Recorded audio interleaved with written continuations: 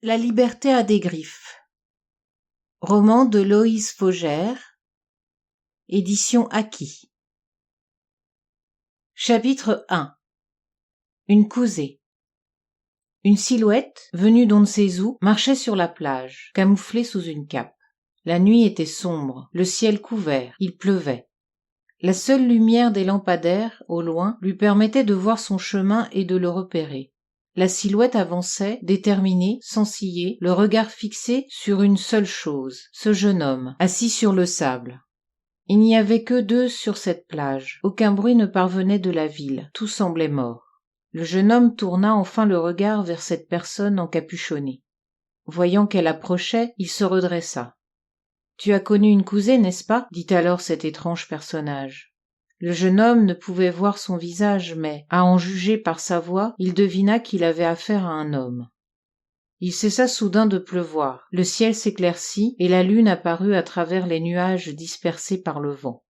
Le visage du jeune homme s'éclaira, blanchâtre. Il paraissait mal en point. Quelques bleus et blessures superficielles recouvraient son corps et son visage, et ses yeux rougis étaient cernés de violet. Ses cheveux blonds et décoiffés gouttaient sur ses épaules.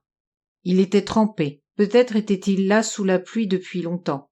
À cette simple question, le jeune homme s'était figé. L'homme encapuchonné avait vu juste et, avant que l'autre ne s'emporte, il continua.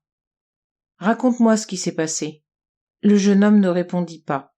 « Il faut que tu me dises. C'est important, j'ai besoin de savoir. »« Pourquoi ? Tu veux me dénoncer, c'est ça ?» protesta le garçon. « Pas du tout, je t'assure, je te le promets. Tu comprendras après, » répondit l'inconnu. « Je suis déjà en plein procès. Si quelqu'un le sait, je suis bon pour rester longtemps là-haut, » marmonna le jeune homme en levant les yeux au ciel. L'inconnu agissait maladroitement et pourtant, il fallait qu'il sache avant de lui révéler son identité, avant de retirer sa cape.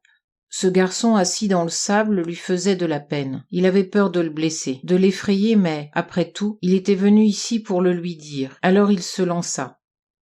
Elle s'est enfuie.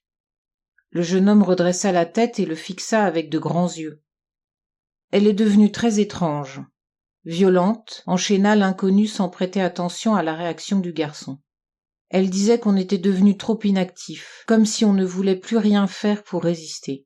Nous avons essayé de la raisonner, mais elle a réussi à nous échapper. Mais ce n'est pas ça qui m'inquiète le plus.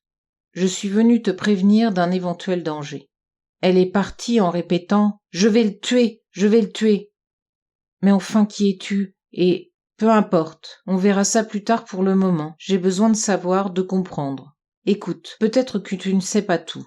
Je crois que tu ne te rends pas compte. Ça peut être très dangereux.